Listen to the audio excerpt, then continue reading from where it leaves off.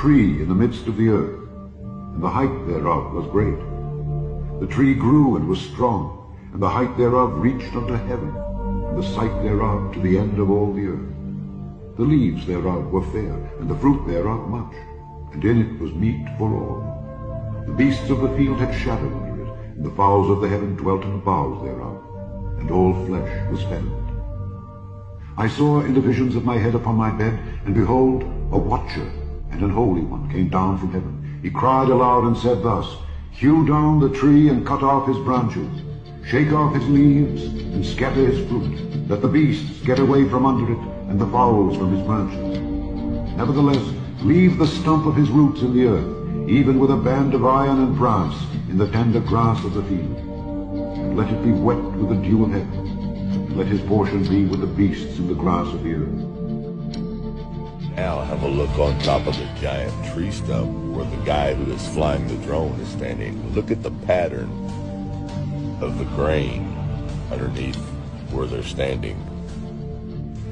Now look at the wood grain pattern on this railroad tie, which is basically the center of a log that has been cut on each side. It's identical to the top of this giant tree stump that these people are standing on.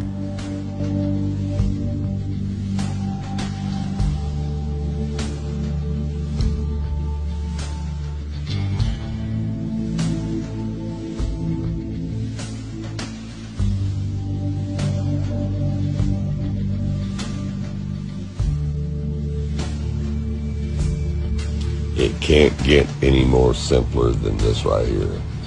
You can see it with your own eyes.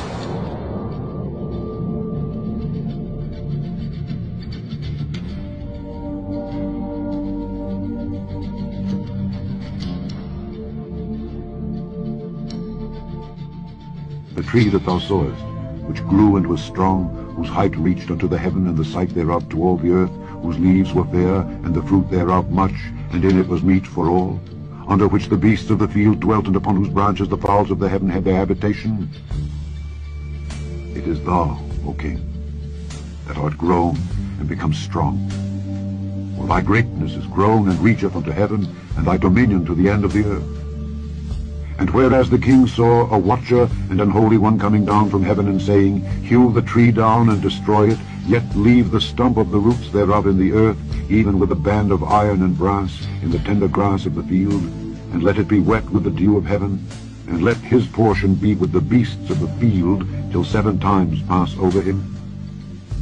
This is the interpretation, O king, and this is the decree of the Most High, which is come upon my lord the king, that they shall drive thee from men, and thy dwelling shall be with the beasts of the field. If we zoom in from Google Earth, I'm going to show you right here. As you can see, there is a ancient giant tree stump that's been cut off. You guys get a good look at that. And sometimes you can find the remnants of the tree branches really close by the tree stump itself, as you can see right here. There you go. There's the petrified tree branches. What you think are hills and valleys are just giant petrified tree branches.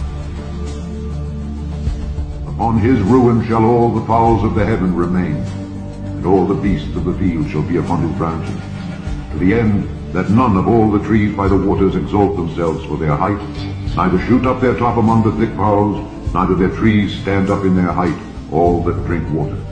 For they are all delivered unto death, to the nether parts of the earth, in the midst of the children of men, with them that go down to the pit.